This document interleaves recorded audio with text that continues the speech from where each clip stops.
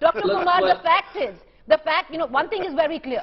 The proverbial hand of the High Command seems to rest on Mr. Gehlot. The sheer fact that the knives, even before Mr. Tharoor decides or not decides, to ultimately file nominations, the knives are out for him. Your own party spokespersons, thread after thread on Twitter, taking Mr. Tharoor down. Your own Kerala Congress unit, issuing one statement after the other, completely saying we don't support Mr. Tharoor. All of this is quite pretty obvious that it is Mr. Gehlot who's been selected. So it's a selection, not an election. So Zafar told me something interesting. Look, we are a party where I can raise my hand and say I want to fight election, but in Zafar's case, I would request him not to raise his hand and say he wants to fight election because it would be seriously dangerous for him. So that's the point number one.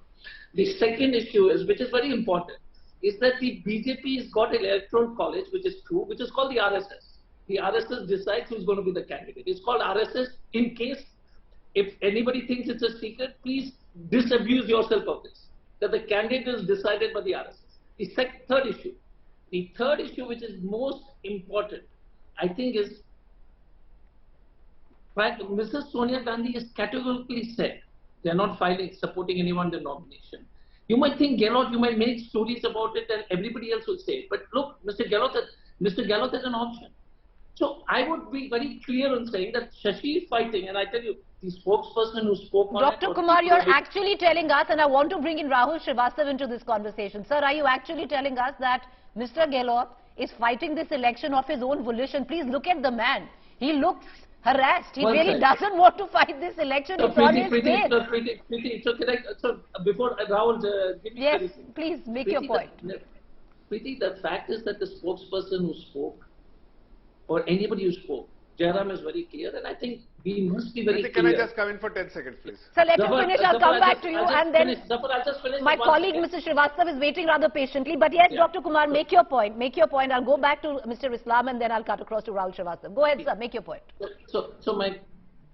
Anybody who speaks against whether it's any candidate fighting, I don't think it's appropriate. That's right. It goes totally against what we are saying. Jairam has made it very clear, and I request everybody else.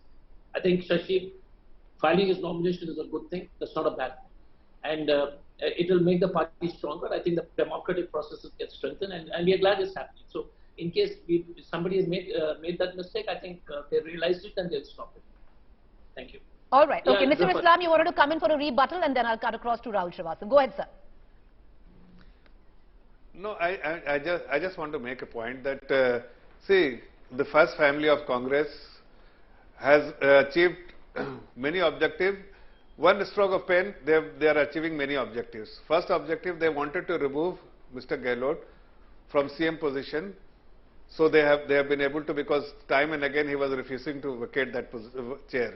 So at least they wanted to drag him out from that chair, and that they have been able to, they will succeed in their strategy. Secondly, that they wanted to have somebody who can just listen to them, and the first Parivar, the first family of Congress. So who could be better than Gehlot, because Gehlot will listen to him everything and act accordingly. He has no mind of his own, but he will merely a sycophant. He will do exactly the way he would want, the first family would want him to behave.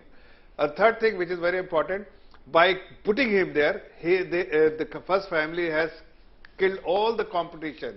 Had they given opportunity to likes of Dr. Ajoy Kumar, Sachin Pilot, Milind Devra, likes of those people who are young, talented, and perhaps better than Mr. Rahul Islam, Gandhi. if we talk about young and the Margdarshak Mandal, just 3 days ago you inducted a man over 80.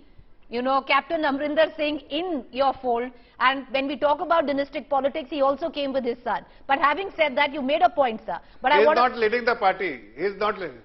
Sir, he's with the party. He's over 80 years old. He is not leading the party. But he should ideally be the Margdarshak Mandal. He should be inducted into the Margdarshak Mandal of the party. But okay, sir.